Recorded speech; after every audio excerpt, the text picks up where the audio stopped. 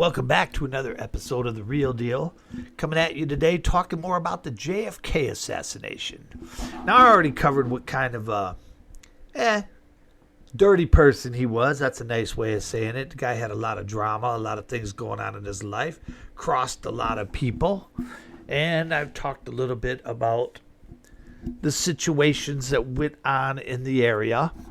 Today, I'm going to talk to you about after he was shot, when they went to Parkland Hospital and they drove up there as fast as they could, got him inside, and they found a bullet, a pretty pristine bullet. I've seen the pictures. It's not perfect, but it's in pretty good shape for going through a whole bunch of people like it did and bouncing off bones. But they found that on the gurney, and meanwhile, the limo, blood-covered, bullet-ridden limo sat in the parking lot. And that's at first when people started to get a little suspicious, because people were curious and they're going up there and they're like, hey, wow, this is the president's car. He just got shot. People didn't know. They just knew he got shot. They didn't know how bad it was or anything like that. Now, the Secret Service immediately surrounded it. The FBI came out of nowhere. I mean, they're headquartered in Dallas down there in Houston, but they came out of nowhere. They thoroughly examined this vehicle, and they flew it back to D.C. on the night of the 22nd to the 23rd. Now, he was killed on the 22nd, so they flew it back right away. There were bullet fragments all over the place. Now, mind you, they said there was only one bullet that hit Kennedy, went through the governor up front, and, it went through Kennedy, went through his back, went through his arm, went into, it's just a farce. But if you look at all the pictures back then, and you can still see them today, it's just harder and harder to find stuff. And artificial intelligence has really taken over a lot of things, because now it's easier to show you something and say, well, this isn't real. This is artificial intelligence, things like that. It makes it easier than ever. And that makes it easier than ever to control people's minds. But here's the deal. There was a lot going on, obviously, with a lot of the people there.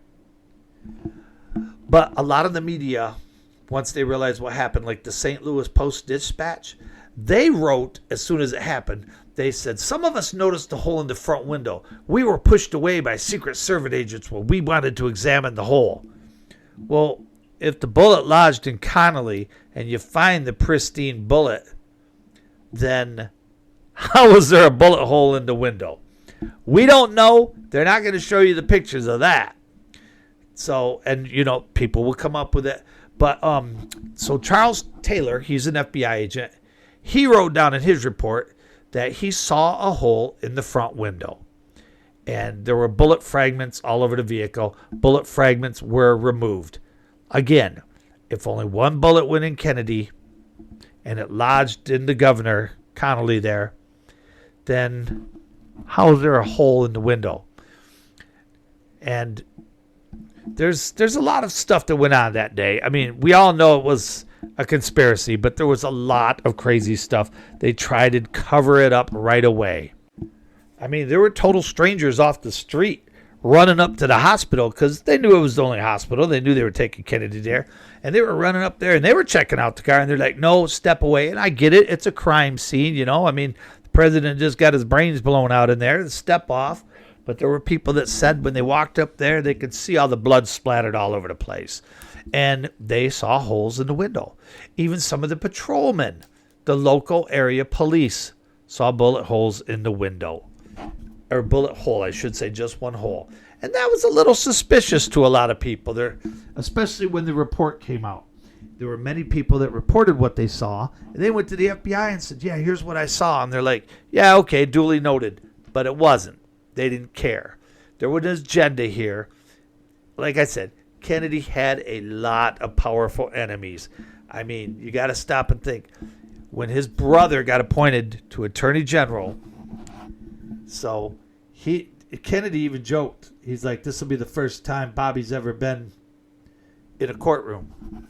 And he was probably right on that because, that white privilege and that Massachusetts money and coming from the privileged life that they had, you know, they had it pretty good. So they never had to do anything. They never worked hard. They don't know what a dirty nail is. They probably didn't even flush their own poop down the toilet. Probably didn't even wipe their own butts, man. I'm serious. They probably didn't, man. But, so the Kennedys, so Bobby Kennedy gets in there as Attorney General. And right away he starts going after, you could call it whatever you want to call it, organized crime, mafia, the mob, gangsters. He goes after them. These were people that pulled strings to get JFK elected. They pulled the old Illinois vote out. Like you always hear about the joke, the dead people come up the rise. Well, that all started mainly with the Kennedys. That was proven. And it was organized crime that got him elected. He wasn't going to win the election. Everybody knew that. And when he was running in 64, he was behind in the polls. He wasn't doing that good. The only reason LBJ got in there is, well, when somebody's assassinated, you're pretty much going to put their person in there. LBJ succeeded in his first 4 years, although he didn't do anything good for the country or for anybody but himself and his rich friends and rich folks. The only reason he got by is for 4 years he talked about, he's like JFK, and people think, oh, that's nice. Oh, and they'd let him do whatever he wanted. You know, he just dropped JFK's name, Jack and I. Kennedys didn't like LBJ. They only had him on the ticket to carry the Dixiecrats down south because they were starting to lean away from the Democratic Party. They're like, these guys are just too far gone. They're just not doing anything for the country. And so they wanted to get that Southern vote. So they got him on the ticket. They even called him Uncle Cornpone and made fun of him all the time. And he knew it. He hated them. They hated him. He was only there to get votes. That's it. That's why they were in Texas that day, trying to get some votes. Oh, another thing. Did you know the Kennedys had a mentally challenged sister? Yeah. This is how much they cared about people like that. They put her in a home and they gave her a lobotomy and they never saw her again. They didn't care. They didn't care.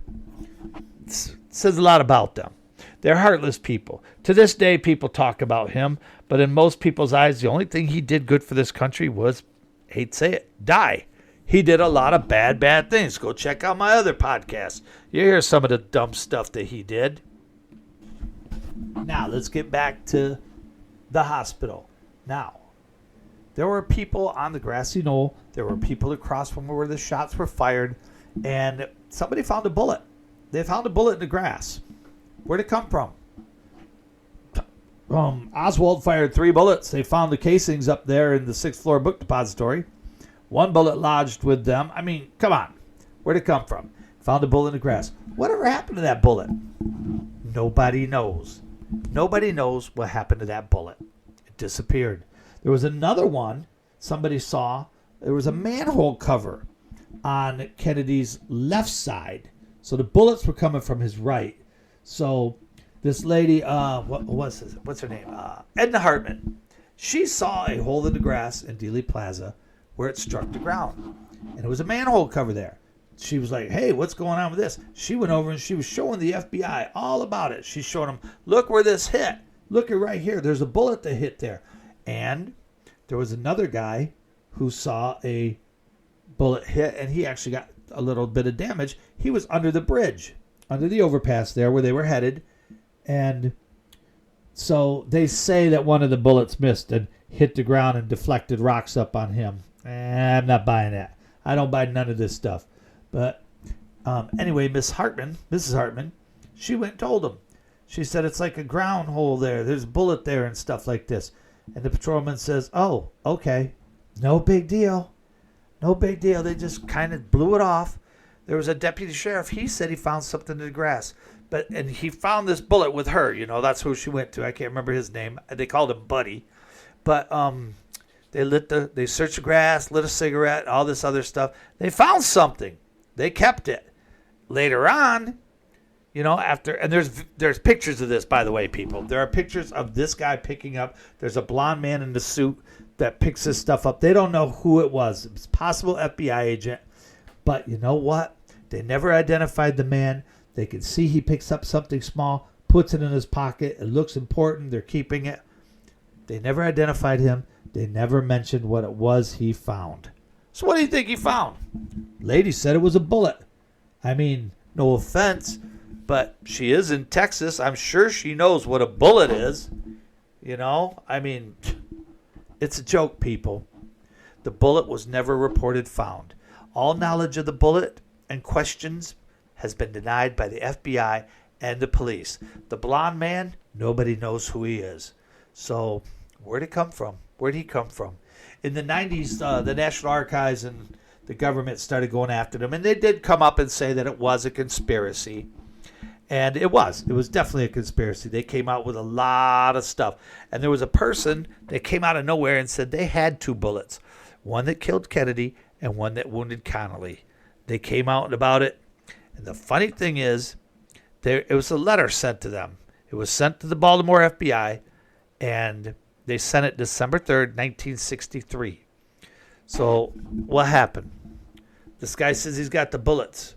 What bullet? They don't know. They don't care. They said, oh, there's no value in this. There's nothing there. It's just some nut job. So they destroyed it. They destroyed the letter and everything else. It's still out there. You just got to find it. It's there. I've seen it. But they pretty much destroyed the main one. There's copies out there. There's a lot of people that knew what was going down, and they made copies of everything. They documented everything. They took pictures of everything. Now, the guy who was underneath the bridge, his name was Tag, and a police officer actually noticed blood on him. And the guy was like, ouch, I thought some rocks hit me and stuff. Now, he says he heard 4 shots. And they said with this, they went and checked it out, and on the curb there was a little nick, looked like a bullet hit it. So if there's 4 shots, how come only 3 were fired by supposedly Oswald, who did everything according to them? And you wait, listen to my next podcast, because we're going to blow it wide open with Oswald. And it's going to be a long one. I might have to do 2 parts on that because it's going to be a long, very informative one. Now, Tag said he heard 3 shots. He said the first one sounded like a firecracker. Then he said he heard 2 shots, and it sounded like they came from the grassy hills, what he called it, across from Elm Street. And it was funny because they went and they took that curbstone out of there, the Department of Public Works.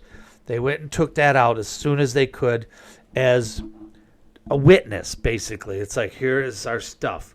And they sealed it for 75 years. It's still sealed. It's still sealed. They haven't released it to the public. They haven't done anything with it. Why? Why? There's a little blast missing from it that shows anybody that knows bullets can tell that there was a bullet shot through there. Why? Why would they even take it? They could have made up a good excuse, but they didn't. They knew what happens. The Warren Commission lied. They don't want there to be 4 shots. They don't want 4 shots because that means that there was 2 shooters. I personally feel there were 3 shooters. Now, let's go back to Parkland Hospital. John F. Kennedy died. And then a fight broke out. Secret Service wanted to get him out of there as quick as possible.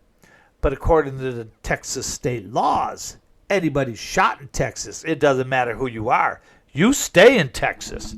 They are the ones in charge of that. And the Secret Service and FBI was like, no. And they packed it up, wanted to rush him out. And Dallas police and the Dallas FBI even said, no, he's staying here. We got a law in Texas. And I will say this, Texas is a great state. I love everybody there. I've never met a bad person from Texas. And it's their law, and I'll stick with them. Because I think they knew there was more to this right away than what, people were saying.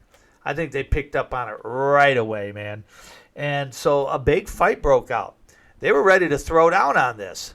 Finally, somebody else from a higher power came in and said, no, you got to fly him to Washington. So LBJ got sworn in the afternoon on Air Force One. They pulled Mrs. Kennedy out of there, and she said she kept all the blood and the clothes and everything out of there because she wanted people to see what they've done to her husband. They flew the body to Washington, D.C. to lay to rest. And when it got there, the doctors in D.C. said it looked like it had been pieced together and that there were certain things missing, like somebody was trying to cover something up. And I don't know if y'all know this or not, but did you know they've lost Kennedy's brains? His brains were missing. They said the head was like pieced together so it would look like it wasn't shot as bad as it was.